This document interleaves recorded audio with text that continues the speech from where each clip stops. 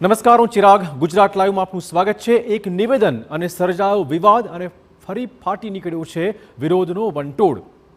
આ વાત કરી રહ્યા છીએ અમે આહિર આગેવાન ગીગા ભમ્મરના વિવાદિત વેણની. ગીગા ભમ્મરે આપેલા વિવાદિત નિવેદનના રાજ્યભરમાં ઘેરા પ્રત્યાઘાતો સંભળાઈ રહ્યા છે. આ ટીવી સ્ક્રીન પરની 5 તસવીરો જુઓ. ગીગા ભમ્મરના નિવેદન બાદ એવો તો વિવાદ વકર્યો છે કે ચારણ ગઢવી સમાજમાં ફાટી નીકળ્યો છે આક્રોશ.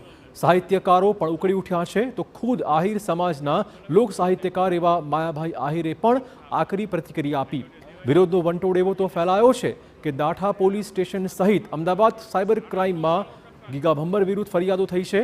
રાજ્યના અનેક શહેરોમાં આવેદનપત્રો, વિરોધ પ્રદર્શન અને રેલી યોજીને ગીગા ભમ્મર વિરુદ્ધ કડક કાર્યવાહીની માંગ થઈ રહી છે. આ સાથે જ ગીગા ભમ્મર માફી માંગે તેવી માંગ પ્રબળ બની છે.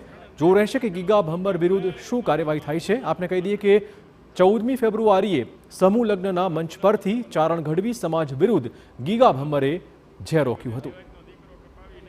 એક તરફ ચારણ અને ગઢવી સમાજ પર અપમાનજનક ટિપ્પણીથી સમગ્ર સમાજમાં રોષનો માહોલ છે. બીજી બાજુ ગીગા ભમ્મરના દીકરાએ માફી માંગી છે.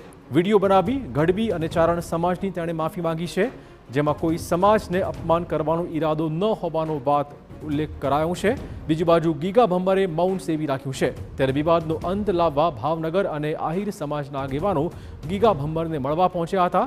મહત્વપૂર્ણ છે કે ગીગા ભમ્મરે ભાવનગરમાં ગઢવી અને ચારણ સમાજ વિશે અપમાનજનક ટિપ્પણી કરી હતી. માતાજીની ટીકા કરનાર ગીગા ભમ્મર વિરુદ્ધ અનેક સ્થળે ફરિયાદો પણ નોંધી લેવાઈ છે.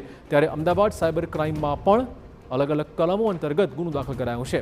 ત્યારે સમાજના આગેવાનો ગીગા ભમ્મર વિરુદ્ધ કડક પગલાં લેવાય તેવી માંગણી કરી રહ્યા છે.